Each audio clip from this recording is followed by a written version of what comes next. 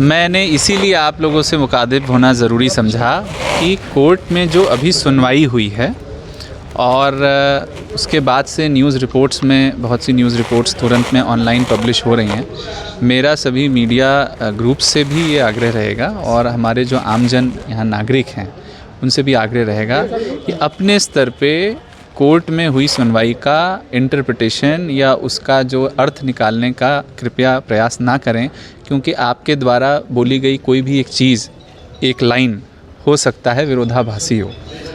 ज़िला प्रशासन भी हमारे जो अभिभाषक वहाँ पे मौजूद हैं उनसे विचार विमर्श करके जब लिखित रूप से आदेश ऐसे मामलों में जब जारी होता है आधिकारिक रूप से, वो हमें मिलेगा। हम शासन से और अपने अभिभाषकों से उसका सही अर्थ निकालकर आगे की इसमें जो भी कार्रवाई है वो करेंगे। तो क्या मीडिया को ब्रीफ देंगे सर इस मामले में? बिल्कुल। उसके बाद जब एक बार इसमें रिटर्न में जब हमें ऑर्डर आ जाएगा, क्योंकि ये तो बात तय है कि इसमें हम लोगों को आगे की कार्रवाई करने के लिए वैसे भी हम सभी के साथ एक बार बैठेंगे। प्रयास ये रहेगा कि आज किसी समय उसके लिए बैठ कर के आगे की पूरी रणनीति तय करेंगे। अभी मैं आप लोगों के बीच में केवल और केवल इसलिए आया हूँ कि कई बार ये होता है कि इंटरप्रिटेशंस अलग अलग जो हैं किसी कोर्ट की सुनवाई के हो जाते हैं और उससे फिर शहर का माहौल बहुत ख़राब होता है, जिसकी आशंका से आप लोग भी मानेंगे कि इनकार नहीं किया जा सकता है। इसलिए आम जन के लिए, सामाजिक सौहार्द के लिए, जैसे मैंने कल भी अपनी अपील में कहा था, कृपया अभी सुनवाई का कोई इंटरप्रिटेशन अपने स्तर पर मत करिए। लिखित रूप में आदेश आ जाने के बाद हम आधिकारिक रूप से, व्यवस्थित रूप से उस बात को प्रकाश में लाएंगे कि आगे की ये प्रक्रिया कैसे हो। अच्छा, दोनों पक्ष दावा कर रहे हैं। मुस्लिम पक्ष दावा कर रहा है कि 1 से 3 के लिए नमाज का समय निर्धारित किया गया भोजशाला। वहीं हिंदू पक्ष बोल रहा है कि अखंड पूजा होगी, नमाज भोजशाला के अन्यत्र हिस्से में कहीं भी करवाए। दोनों के अर्थ अलग अलग है उनके। इसीलिए मैं आपसे कह रहा हूँ, सुनवाई में बहुत सी चीज़ें, इतनी चीज़ तो मैं बता सकता हूँ कि उसमें पृथक पृथक स्थानों की बात सुनवाई में की गई है, सेपरेट पृथक रास्तों की बात की गई है। इसीलिए मैं कह रहा हूँ कि उससे केवल ये अर्थ निकालना ठीक नहीं रहेगा।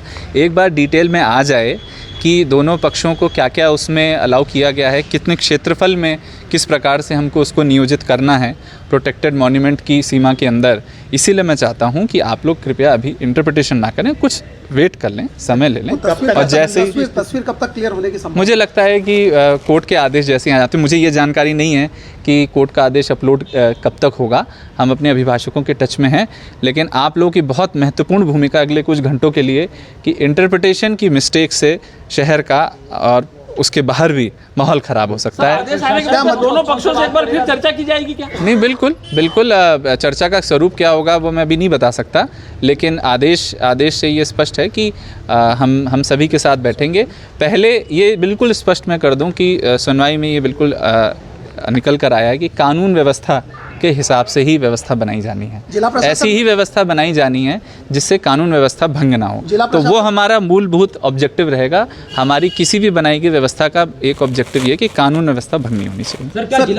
जिला प्रशासन मध्य प्रदेश शासन के द्वारा नियुक्त किसी एडवोकेट के संपर्क में है या सुप्रीम कोर्ट के लॉयर्स के सीधे संपर्क में?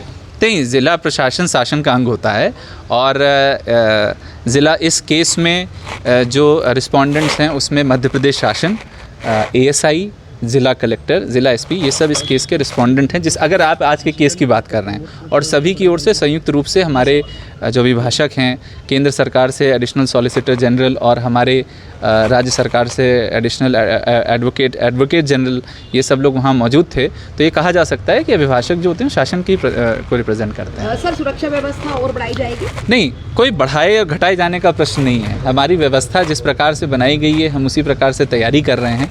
बट आप सब लोगों को पता है कि सोशल मीडिया और फॉरवर्डेड मैसेजेस का क्या दुरुपयोग हो सकता है ऐसे अवसर पे।